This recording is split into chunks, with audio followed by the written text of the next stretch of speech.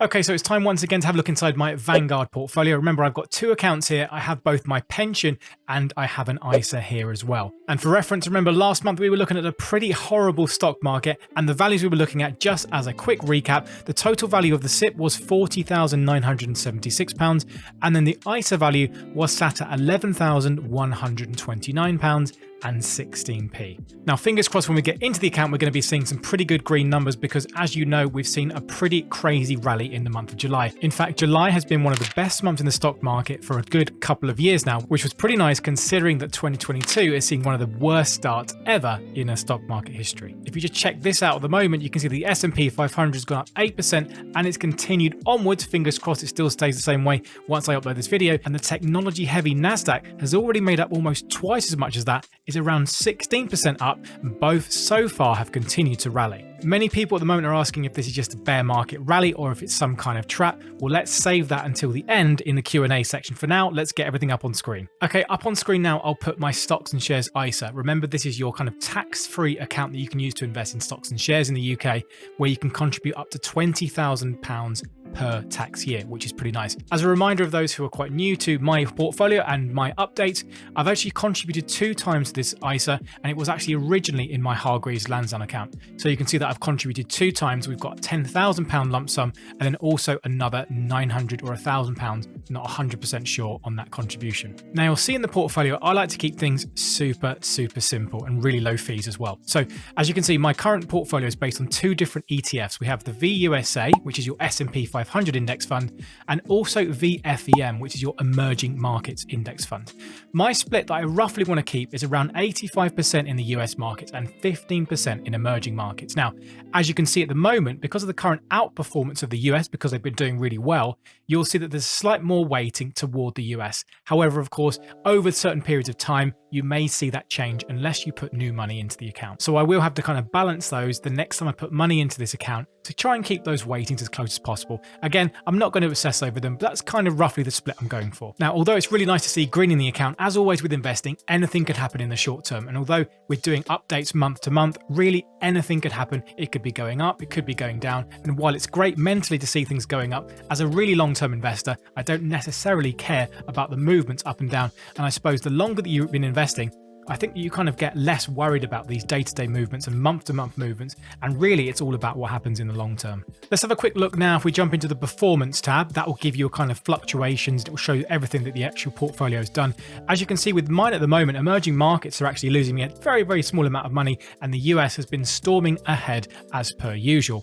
If we have a look here in the performance, you can see where I actually put my money in initially when I transferred it from Hargreaves Lansdowne on the 21st of September 2021. So by the next month's portfolio update, we'll nearly have this ISA for just a year. So remember, this money in this account is really short term so far. Just 1 year really is nothing, and we're sat currently at a rate of return about 9.81%. So we're pretty much at the S&P 500 average for the entire year. Now, if we just go along, we can see, of course, the massive fluctuations that you can get in any given month or any given year. You'll see if we go down to kind of some of the lowest points, we're down at the end of February. And then also once I'd made my contribution to the account, we can see here, if we go now toward the end of June, when the account was down £10,200. And of course, if you are maybe newer to investing, you think, right, I'm going to pull everything out and that's the end of my career. But as with anything, the markets corrected themselves, and because I'm invested in index funds and not picking and choosing, you can see that this final month of July and going into August has been a crazy rally, and we're nearly at £12,000. So always nice to see.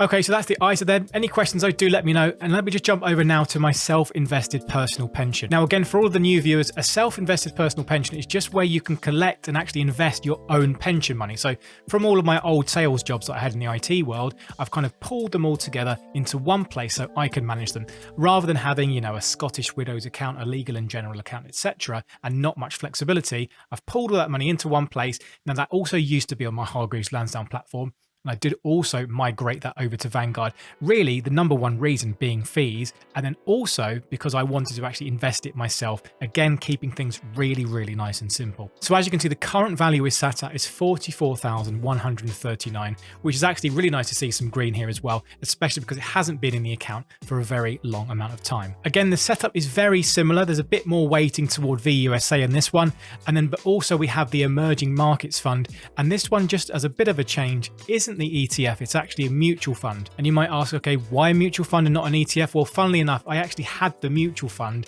in my Hargreaves Lansdown account and was able to migrate that one without selling it into cash. So I just decided I'll just keep it there. I could sell that at any point and then change it into an ETF, but to be honest, I probably will actually just keep it as the mutual fund. One of the benefits being that if I do get any dividends from VUSA, I could actually just move that cash into the mutual fund, because of course with mutual funds, you can invest chunks of money and you'll get an exact fraction of shares in that, whereas in an ETF, you're going to need the full amount of money. So for example, if you don't have, I think it's about £80 or so for an S&P 500 VUSA, you don't have the full amount there, then you won't be able to buy a share and you have to save up until you do, which means potentially you could have a few weeks or a few months where you're not invested with a little bit of cash. So to avoid that, you could potentially use mutual funds. Just a reminder, in your self-invested personal pension, you cannot touch this money or withdraw this money until you're, at the moment, I think the law is 58. So it really is only for that retirement purpose. So even if you wanted to sell it down to cash, and you could actually technically do that, you can't pour it out and take it out or withdraw it. There's massive penalties and you're going to be in whole heaps of trouble if you try and want to do that anyway. So feel free, if you do want to do that kind of thing with your own pension, again, maybe seek help if you've got quite a big chunk of money or lots of money elsewhere. For me personally, I quite like having that control, but it does come with a lot of responsibility too.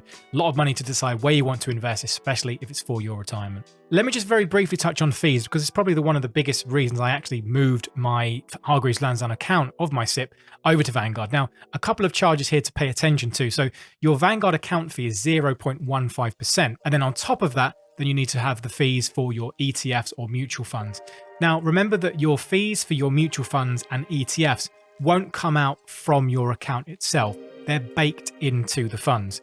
The only cash you're going to see leave your account is actually the account fee itself that Vanguard charge. They will want cash from you. So I hope that part makes sense. Just to give you some perspective, on my entire account value, around £56,000, which is both my SIPP and my ISA, you're looking at 0.15% of that per year. And that works out about £84 over the entire year, which is about £7 a month, which in my opinion is some pretty good value right there. Remember, nothing in life is free and nothing in investing is free. Now, there are a lot of platforms out there which I enjoy using, which are free and very little commission or no commission. But when you're trying to get an ISA or a SIPP, that's when things get a little bit more admin heavy and where you do get charged. So for me, I think that's a pretty fair price to pay. Okay, so there's the accounts. Let's jump into a Q&A. Just a couple of things which I've kind of picked up over the comment section and kind of made into my own kind of questions over the past few weeks that I've seen on both my channel and other people's. The first one is this just a bear market rally, and is the stock market overvalued? Now, in short, we've got really no idea whether this is going to be a bear market rally until it kind of breaches those all new time highs, whenever that might happen. That could happen over the next few months, or that could happen over the next few years. We won't know, unfortunately, until later on when we look back in hindsight to see if this was a bear market rally or not. One thing to note though is, of course, bear market rallies, where the stock market rallies 10 or 20%, is a common occurrence, even in very, very poor economic conditions.